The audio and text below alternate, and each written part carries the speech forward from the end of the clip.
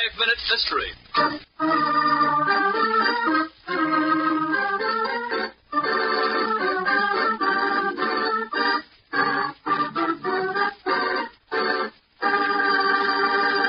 The telephone circuits are humming with calls radiating out from FBI headquarters in Chicago to agents in the West. As our scene opens, we hear... Denver FBI, Knox speaking. Hello, Knox. This is Sam Judson in Chicago reporting a jewel theft. I'm listening. Mr. Digby, president of Giles Department Store here, reported it a short while ago. They're selling the Papson collection of jewels. Some nice rocks in that batch, I'll bet. Yes, and one of them is missing. A fabulous diamond bracelet. Where do we go from there? It seems that the bracelet was first missed about 3:30. Several customers have been interested during the afternoon.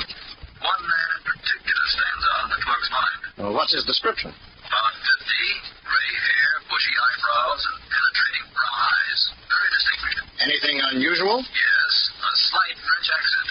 Well, where does the Denver Bureau fit into the puzzle? Maybe it doesn't, but the chief wants all the westbound trains checked to see if we can locate the Frenchman.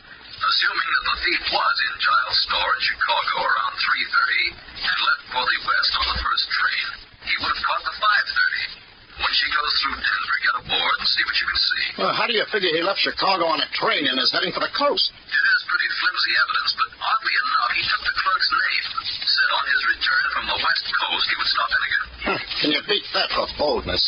Well, you may be right after all about his being on one of the western-bound trains. That's for you to find out, my boy. Good luck. Thanks, Judson. See you soon, I hope.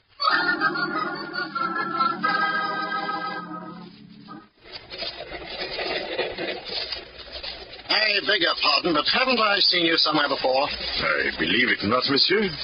Funny, though. I thought I might have seen you in Chicago. I have never been there myself. I passed through only on this train yesterday for the first time. I wish we had time to get off and look around. Oh, you're not traveling with someone else, huh? Oh, yes, my wife, Madame Bedeau, and I left New York together several days ago. Where you bound? For the West Coast. Well, I hope your business isn't too pressing, because I'm going to have to ask you to get off at the next stop with me. Oh, but monsieur, this is some sort of a joke. 1 minute you wish to be my friend, the next minute my enemy. On the contrary, Mr. Badeau, I'm an agent of the FBI, and your description fits perfectly the case I'm working on. The mistake in your alibi also fits. Wouldn't I be foolish to let you slip through my fingers? But I know nothing of this case, monsieur. I have a wire in my pocket dated March 10th, 1945, confirming my instructions from our Chicago office.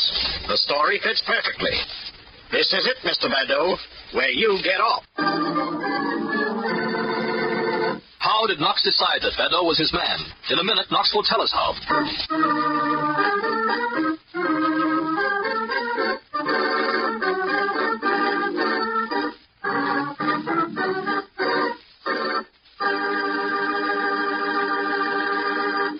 Now, back to the solution of our story.